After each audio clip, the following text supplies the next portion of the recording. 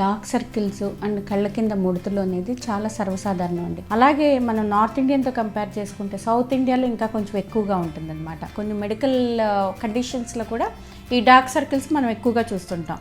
For example anaemia అంటే ఏంటంటే iron తక్కువ ఉన్నా, హిమోగ్లోబిన్ తక్కువ ఉన్నా కూడా మనకు డార్క్ సర్కిల్స్ ఎక్కువగా కనిపిస్తుంటాయి. అలాగే కొన్ని రకమైన ఎలర్జీస్ ఉంటాయి. అంటే ఏంటంటే రకరకాల ఎలర్జీస్ ఉండటం వల్ల ఎగ్జిమా కానీ ఎటోపిక్ డర్మటైటిస్ కానీ ఉండడం వల్ల మనం మామూలుగా ఏంటంటే కళ్ళు నలుపుతూ ఉంటాం అనమాట.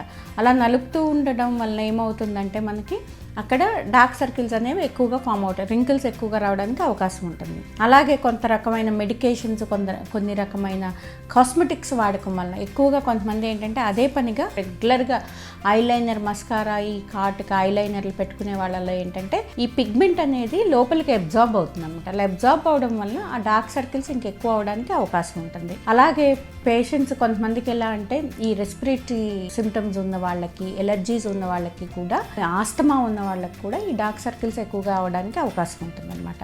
అంటే వాటి మూలాన్ని రాదు, ఉన్న డార్క్ సర్కిల్స్ని ఎక్కువగా చేయడానికి అవకాశం ఉంటుంది. అలాగే థైరాయిడ్ ప్రాబ్లం ఉన్న వాళ్ళకి, డ్రై స్కిన్ ఉన్న వాళ్ళల్లో కూడా ఈ డార్క్ సర్కిల్స్ మనం ఎక్కువగా చూస్తుంటాం అనమాట. కానీ మెయిన్ బేసిక్ రీజన్ వచ్చి జెనెటిక్ అండి. మనం ఫస్ట్ నుంచి కూడా కొన్ని జాగ్రత్తలు తీసుకోవడం వల్ల మనం ఈ డార్క్ సర్కిల్స్ ఎక్కువ అవ్వకుండా మనం కాపాడుకోవచ్చు. ఎలాంటి జాగ్రత్తలు తీసుకోవాలి అంటేనండి, నెంబర్ 1 ఏంటంటే మెయిన్ హైడ్రేషన్. అంటే ఏంటంటే ఎంత ఎక్కువగా మాయిశ్చరైజర్ రాస్తే అంత మంచిదన్నమాట.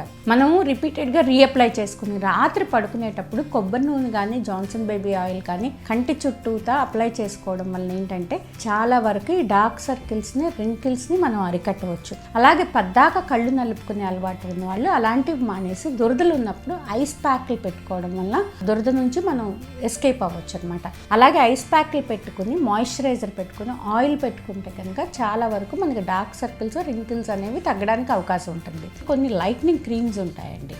అంటే ఏంటంటే కళ్ళ కింద వాడుకునే క్రీమ్స్ ఉంటాయి అన్నమాట. For example vitamin K based కానీ, వైటమిన్ C బేస్డ్ ఉన్న క్రీమ్స్ ఉంటాయి అన్నమాట. అవి ప్రొద్దున రాత్రి క్రమం తప్పకుండా వాడడం వల్ల ఏమవుతుందంటే ఆ డార్క్ సర్కిల్స్ అనేవి పెరగకుండా కాపాడుకోవచ్చు.